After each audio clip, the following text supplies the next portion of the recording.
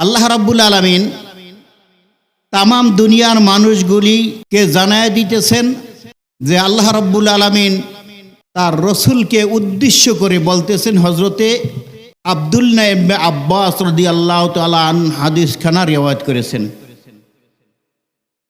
তিনি বলেন আল্লাহ রাব্বুল আলামিন তামাম দুনিয়ার সব কিছু আকাশ বাতাস, গ্রহ নক্ষত্র উপগ্রহ, চাঁদ সূর্য, আসমান জমিন সব কিছু সৃষ্টি করার পরে আল্লাহ রাব্বুল আলামিন তাহতাসারা নামক একটি জায়গা সৃষ্টি করলেন, তৈরি করলেন। তাহতামা নিচে আর সারামানি প্রকাণ্ড একটি পাথর। আল্লাহ রাব্বুল আলামিন এই পাথরের নিচে রেখে দিয়েছেন কি জাহান্নাম। পাথরের নিচে রেখে দিয়েছেন তাহতাসারা নামক পাথরের নিচে রেখে দিয়েছেন এই জাহান্নাম। জাহান্নাম সম্পর্কে বর্ণনা করতে যাইয়া রাসূল সাল্লাল্লাহু আলাইহি সাল্লাতু ওয়াসসালাম বলেছেন, আল্লাহ রাব্বুল আলামিন জাহান্নাম সৃষ্টি করার পরে জাহান্নামের একজন মালিক বানিয়ে দিয়েছেন। সেই জাহান্নামের যে মালিক দারোয়ান, তার নাম হয়েছে হযরতে মালিক ফেরেশতা। হাদিস শরীফে আসছে আব্দুল্লাহ ইবনে আব্বাস রাদিয়াল্লাহু তাআলা আনহু বর্ণনা করতেছেন, রাসূল সাল্লাল্লাহু আলাইহি ওয়াসাল্লাম বলতেছেন যে আল্লাহ রাব্বুল আলামিন এই জাহান্নামের মালিক, যে মালিক ফেরেশতাকে দিয়েছেন, এই মালিক ফেরেশতার সাথে 19 জন ফেরেশতা রয়েছে। আল্লাহ রাসূল সাল্লাল্লাহু আলাইহি ওয়াসাল্লাম জাহান্নাম সম্পর্কে বর্ণনা করতে যাইয়া বলতেছেন 19 জন ফেরেশতা। প্রত্যেক ফেরেশতার ডানে বামে 70,000 করিয়া হাত রয়েছে। প্রত্যেক ফেরেশতার ডানে 70,000, বামে 70,000 হাত রয়েছে। 70 আর 70 কত হয় বাবা? 1,40,000 এক একজন ফেরেশতার ডানে এবং বামে হাত। 1,40,000 হাত রয়েছে। এই 1,40,000-এর প্রত্যেক হাতে আল্লাহ রাব্বুল আলামিন এক একজন ফেরেশতাকে 70,000 করিয়া হাত দিয়ে কবজা দিয়েছেন, হাতের কবজা। আর 70,000 হাতের কবজার ভিতরে প্রত্যেক হাতের ভিতরে আবার 70,000 করিয়া আঙুল দিয়েছেন। এই 70,000 আঙুলের উপরে, প্রত্যেকটা আঙুলের উপরে আল্লাহ রাব্বুল আলামিন বিরাট এক একটা অজাগর সাপ সৃষ্টি করে দিয়েছেন। এক একটা সাপের দৈর্ঘ্য হইছে কম পক্ষে 70,000 বছর রাস্তার সমান। বলেন সুবহানাল্লাহ। 70,000 বছর রাস্তার সমান এক একটা বড় সাপ। এই সাপগুলি এমন বিরাট প্রকাণ্ড, এই সাপগুলি মাথার উপরে আল্লাহ রাব্বুল আলামিন আবার এক একটা বিষধর সাপ সৃষ্টি করে দিয়েছেন। এক একটা বিষধর সাপ, এই সাপের মাথার উপরে আবার একটা বিচ্ছু সৃষ্টি করে দিয়েছেন। এই সাপগুলি এবং বিচ্ছুগুলি জাহান্নামী মানুষদেরকে এমনভাবে আঘাত করবে, একবার আঘাত যদি করে 40 বছর পর্যন্ত ওই জাহান্নামী মানুষগুলিকে একবার আঘাত করলে ছটফট ছটফট করবে ওইটার বিষের যন্ত্রণায়। 40 বছর পর্যন্ত এইটার বিষ প্রিয়তার অনুভব করবে। এইভাবে জাহান্নামের বর্ণনা দিতে যা রাসূল সাল্লাল্লাহু আলাইহি ওয়াসাল্লাম বলতেছেন, এই জাহান্নাম, রাসূল সাল্লাল্লাহু আলাইহি ওয়াসাল্লাম বলেন, জাহান্নামকে সৃষ্টি করতে যাইয়া যখন জাহান্নাম জান্নাত সৃষ্টি করলেন, তারপরে আল্লাহ রাব্বুল আলামিন হযরতে জিব্রাইলকে বললেন, ভাই জিব্রাইল, যাও তুমি এই জাহান্নামটা একটু ঘুরে দেখে আসো, জাহান্নাম পর্যবেক্ষণ করে আসো। জিব্রাইল আলাইহিস সালাতু ওয়াস সালাম ঘুরে ঘুরে দেখে আসলেন। আসার পর আল্লাহ রাব্বুল আলামিন জিজ্ঞাসা করেন, জিব্রাইল, জাহান্নাম তুমি কেমন দেখলা? জিব্রাইল আলাইহিস সালাম বলতেছেন, আল্লাহ রাব্বুল আলামিন, আমি আপনার এই বিভীষিকাময় যে জাহান্নামগুলো দেখলাম, এই জাহান্নামে আপনি এত কিছু সৃষ্টি করে রেখেছেন, মদ, জুয়া, জেনা, বেবিচার, আনন্দ উল্লাস, যত হিংসা হানাহানি মারামারি বিভিন্ন রকমের এই সমস্ত কিছু দিয়ে আপনি জাহান্নাম সৃষ্টি করেছেন, জাহান্নামের ভিতরে দিয়েছেন। এই সমস্ত মানুষগুলা সব কিছু এই জাহান্নামে দিয়েছেন। যত আরাম আয়েশের যত কিছু দুনিয়ার ভিতরে লোভ লালসা সব কিছু জাহান্নামের ভিতরে দিয়েছেন। আল্লাহর রসুল সাল্লাল্লাহু সাল্লাম বলতেছেন, জিব্রাইল আলাইহিস সালাম আল্লাহকে বললেন, আল্লাহ আপনি জাহান্নামের ভিতরে যে জিনিস সৃষ্টি করে রেখেছেন, এই জাহান্নাম থেকে কোনো মানুষ কোনো দিন নিস্তার পাইবে না। কারণ এত ভালো ভালো জিনিস তাদের জন্য দুনিয়া আনন্দ ফুর্তি করার জন্য দিয়েছেন, এইটা থেকে মানুষ মুক্তি পাওয়ার সম্ভব না। এই কথা বলার পরে আল্লাহ রাব্বুল আলামিন জিব্রাইলকে বললেন, জিব্রাইল যাও, তুমি আবার যাইয়া আমার জান্নাতটাকে একটু দেখে আসো। জিব্রাইল আলাইহিস সালাম জান্নাত দেখার জন্য জান্নাতের ভিতরে ভ্রমণ করলেন, ঘুরতেছেন। আর এই জান্নাত দেখে জান্নাতের বিভিন্ন নাজ নেয়ামত অনেক কিছুই আনন্দ বিভিন্ন রকমের সুস্বাদু খানা খাদ্য বিভিন্ন রকমের নাজ নেয়ামত হুর গিলমান দেখার পরে যখন আসলেন, আল্লাহ রাব্বুল আলামিন জিব্রাইলকে বললেন, হে জিব্রাইল, তুমি এই আমার জান্নাতের ভিতরে কি কি জিনিস দেখলা? জান্নাতের ভিতরে কি কি জিনিস দেখলা? জিব্রাইল বলতেছেন, আল্লাহ গো, জান্নাতের ভিতরে আমি এত জিনিস দেখলাম, নাজ নিয়ামত দেখলাম, আর অনেক কষ্টকর জিনিসও দেখলাম। এত কষ্ট করে জান্নাতে যাওয়া কোনোদিন মানুষের পক্ষে সম্ভব হবে না। অথবা আল্লাহ বললেন, যে নিয়ামত দিয়েছি এই নিয়ামতগুলির দিকে তুমি লক্ষ্য করলা না। অতঃপর নিয়ামতের কথা বর্ণনা করতে যাইয়া বললেন, জিব্রাইল আমার নিয়ামতের কথা কি তুমি একটু চিন্তা ভাবনা করলা না? জিব্রাইল বলতেছে, হ্যাঁ, এই নিয়ামতের কথা যখন কোনো বান্দারা জানবে, আপনার কোনো বান্দারা যখন জানবে, তখন এই নিয়ামতের লোভে পরে নিয়ামতকে দেখে তাহারা জাহান্নাম থেকে বেঁচে জান্নাতে যাওয়ার চেষ্টা করবে। এই জন্য আল্লাহ রসুল বলছেন, এই দুনিয়াটা মুমিনদের জন্য হয়েছে জেলখানা, দুনিয়াটা হয়েছে জেলখানা। মুমিন ইচ্ছা করলেই সব কিছু করতে পারে না, কি কোন পারে কিনা? আদ-দুনিয়া সিজনুল মুমিনিনা ওয়া জান্নাতুল কাফিরিন। আল্লাহ রসুল সাল্লাল্লাহু আলাইহি সাল্লাম বলেন, মুমিনের জন্য এই দুনিয়াটা হয়েছে জেলখানা, আর যাহারা গুনাহগার, মুনাফিক, মুশরিক, কাফের, তাদের জন্য এই দুনিয়াটা হয়েছে জাহান্নাম। তাদের জন্য হয়েছে এই দুনিয়াটা হয়েছে জান্নাতের বাগান, আর মুমিনের জন্য হয়েছে জেলখানা। সুতরাং মুমিন অতি কষ্ট করে যখন জান্নাতের নিয়ামতের লোভে পড়বে, তখন এই দুনিয়ার ভিতরে মানুষগুলি কষ্ট করে ওই জান্নাতের লোভে পড়ে। তাহারা এই দুনিয়াকে একটা জাহান্নাম মনে করে, জেলখানা মনে করে। তাহারা ওই জান্নাতে যাওয়ার জন্য, নিয়ামত লাভের জন্য তাহারা কষ্ট করে আমল করবে। আর যাহারা জাহান্নামী, তাহারা দুনিয়ার ভিতরে বিভিন্ন রকমের আনন্দ উল্লাস করবে। তাহারা সুদ খাবে, তারা ঘুষ খাবে, তারা জবরদখল করবে, মানুষকে মারামারি করবে, বিভিন্ন রকমের আনন্দ উল্লাস তারা করতে থাকবে। কিন্তু তাদের জন্য আল্লাহ রাব্বুল আলামিন এই জাহান্নাম তৈরি করেছেন।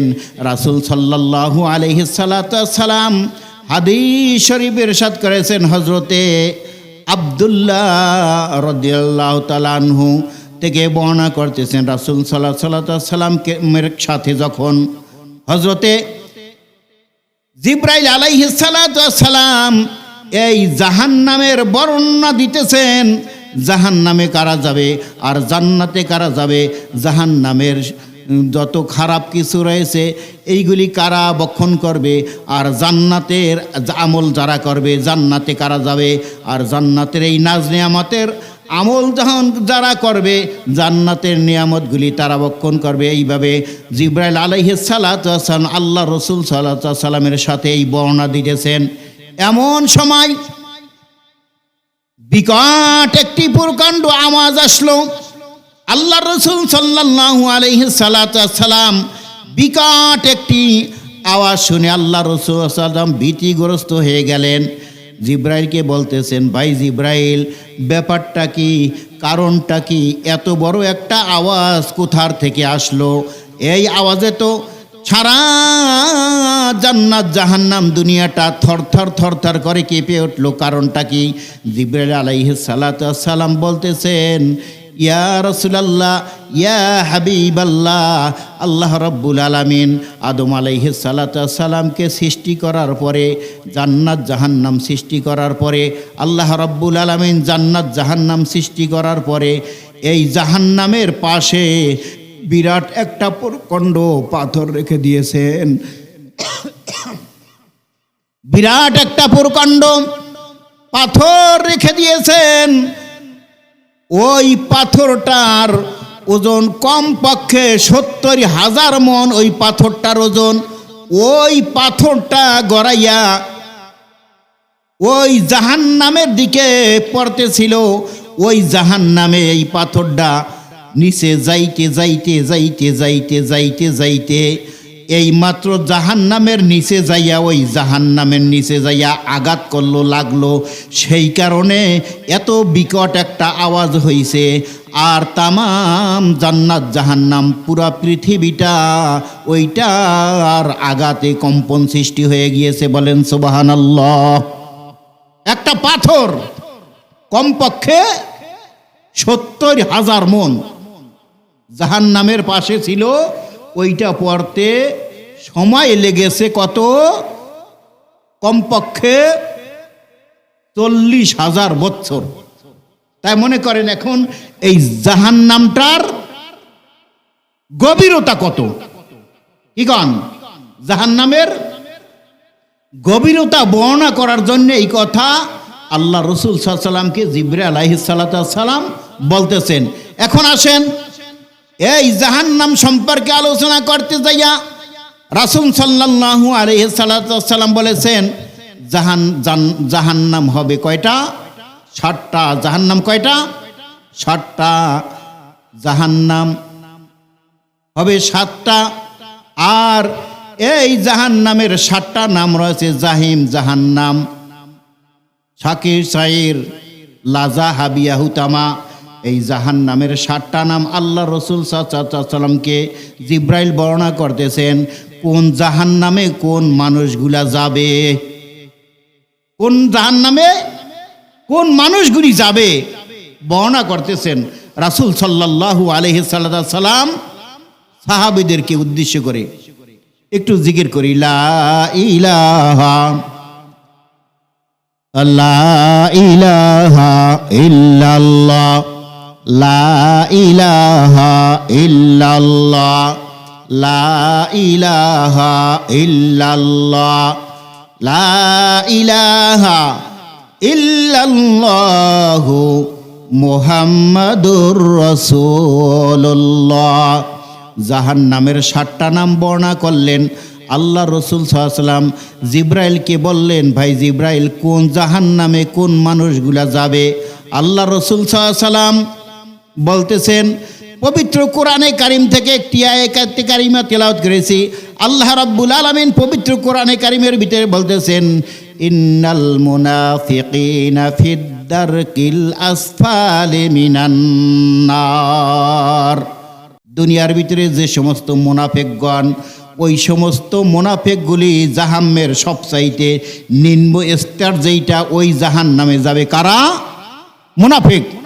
দুনিয়ার ভিতরে মুনাফিক বেশি না মুমিন বেশি? বলেন তো, মুনাফিক বেশি কিনা? এই মুনাফিকের সংখ্যাই দুনিয়াতে কি বেশি। আর যত গ্যাঞ্জাম, মারামারি, কাটাকাটি, হিংসা, বিদ্বেষ এই মুনাফিকের মাধ্যমেই হইয়া থাকে। কি কোন কথা ঠিক কিনা? এই মুনাফিকের 2 ভাই গ্যাঞ্জাম বাজলো, তৃতীয় পক্ষে একজন মুনাফিক বড় ভাইকে বলল, তোর ন্যায্য অধিকারের জন্য তুই প্রয়োজনে মারামারি করবি, আমরা তোর সাথে আছি। আবার আরেক ভাইয়ের কাছে আইয়া বলে, ছোট ভাই তো সুতরাং তাকে ছাড় দেওয়া যাবে না। তোর অধিকারের জন্য প্রয়োজনে জান দিতে হইলেও তার বিরুদ্ধে কঠোর অবস্থানে থাকতে হবে। দনজনের সাথে বলে তোর সাথেও আছি, আমার সাথেও আছি, কি গান আছে না এরকম? ক্লিকবাজ যাকে বলে, এইটা মীমাংসা করার কোনো চেষ্টা করবে না, মুনাফিকের কাম এইটাই। সুতরাং দুনিয়ার ভিতরে ভালো রাস্তার দিকে ইমানদার খুবই কম। কি কোন কথা ঠিক কিনা? ভালো কাজে ইমানদার খুবই কম, আর মুনাফিক আর মুশরিক এগুলিই কি সবচাইতে দুনিয়াতে বেশি। ইমানদারের পক্ষে, মুসলমানের পক্ষে আর মুমিনের পক্ষে মানুষ খুঁজে পাওয়া খুবই কষ্ট। কি গান? তারপরে আসেন আল্লাহ রাসূল সাল্লাল্লাহু আলাইহি সাল্লাতু ওয়াস সালাম হাদিস শরীফে ইরশাদ করেছেন, তারপর বলতেছেন জাহান্নামে কোন সমস্ত মানুষগুলা যাবে। আল্লাহ রাসূল সাল্লাম জিবরাইলকে বললেন, জিবরাইল বলতেছেন ইয়া রাসূলুল্লাহ, ইয়া হাবিবাল্লাহ, জাহান্নামের ভিতরে যাবে ওই সমস্ত মানুষগুলা যাহারা কোরআনকে মিথ্যা মনে করত, আল্লাহর রসুলের বাণীকে মিথ্যা মনে করত, তাহারা এইটাকে সত্য মনে করত না। আল্লাহ রাব্বুল আলামিন কোরআনে কারীমের ভিতরে বলতেছেন ওয়াল্লাযীনা কাফারু ওয়া কাযযাবু বিআয়াতিনা উলাইকা আসহাবুন নারি হুম ফিহা খালিদুন। আল্লাহ রাব্বুল আলামিন বলেন যাহারা কাফের, ওয়াল্লাযীনা কাফারু ওয়া কাযযাবু বিআয়াতিনা, যাহারা কাফের তাহারা আমার আয়াত সমূহকে তারা মিথ্যা মনে করে, মিথ্যা প্রতিপন্ন করে। বিআয়াতিনা উলাইকা আসহাবুন নার, তারা ওই সমস্ত মানুষগুলা হইছে জাহান্নামের অধিবাসী। হুম ফিহা খালিদুন, তাহারা ওই জাহান্নামের ভিতরে ঢুকবে, প্রবেশ করবে, কিন্তু তাহারা জীবনে ওই জাহান্নাম থেকে বাহির হবে না। জাহান্নাম একটা, কয়টা? 7টার ভিতরে জাহান্নাম নাম একটা। 7টা জাহান্নামের 7টা নাম, 7টার ভিতরে জাহান্নাম একটা। আর একটার কথা কি বলছি? সবচাইতে নিম্নস্ত। যাই হোক, জাহান্নাম সম্পর্কে বর্ণনা করতে যাইয়া রাসূল সাল্লাল্লাহু আলাইহি সাল্লাতু ওয়াস সালাম বিভিন্ন রকমের উপমা দিয়ে আল্লাহর রাসূলকে জিবরাইল আলাইহিস সালাতু ওয়াস সালাম বলতেছেন। তারপরে হইছে রাসূল সাল্লাল্লাহু আলাইহি সাল্লাতু ওয়াস সালাম জিবরাইলকে বললেন, ভাই জিবরাইল, জাহান্নাম আর হইল গিয়া জাহিম, জাহান্নাম, এই জাহান্নামের ভিতরে কারা যাবে? তখন আল্লাহ রাসূল সাল্লাল্লাহু আলাইহি সাল্লাতু ওয়াস সালামকে জিবরাইল বললেন, দুনিয়ার ভিতরে আরেক দল মানুষ রয়েছে, তাহারা হইছে মুশরিক, অগ্নিপূজক। মুশরিক, অগ্নিপূজক। মুশরিক বুঝেন তো? মুশরিক কাদেরকে বলে? শিরকের বহু বচন মুশরিক। শিরক যে কি জিনিস আমরা তো বুঝিই না অনেকে। কি কান? অনেক জিনিস আমরা নেকের কাম মনে করে এই শিরকি কামগুলা করি। অনেক জিনিস আছে আমরা মনে করি। মুশরিক, শিরকের বহু বচন হইছে মুশরিক।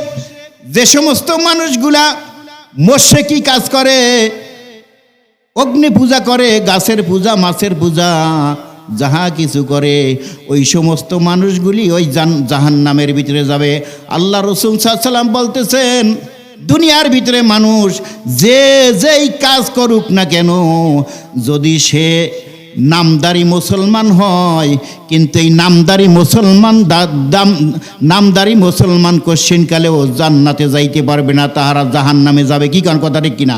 সে যদি কালেমা পড়ে মুসলমান হয়, আর মুসলমান যদি হয় কালেমা পড়ে, তার প্রত্যেকটা জিনিস আখিরাতের দিকে লক্ষ্য করে কাজ করতে হবে। কি কোন কথা ঠিক কিনা? সামনে আমাদের আখিরাতকে রাখতে হবে, না আখিরাতকে পিছনে ফেলে দুনিয়াকে সামনে দিতে হবে। কি কোন? আগে কি প্রাধান্য পাবে? কি? আখিরাত। যাহারা এই দুনিয়াকে প্রাধান্য দিল আখিরাতের চাইতে বেশি, তাহাদের স্থান হইল জাহান্নাম। আর যাহারা কিয়ামতের ময়দানে আল্লাহ রাব্বুল আলামিনের সামনে দণ্ডায়মান হওয়াকে ভয় করল,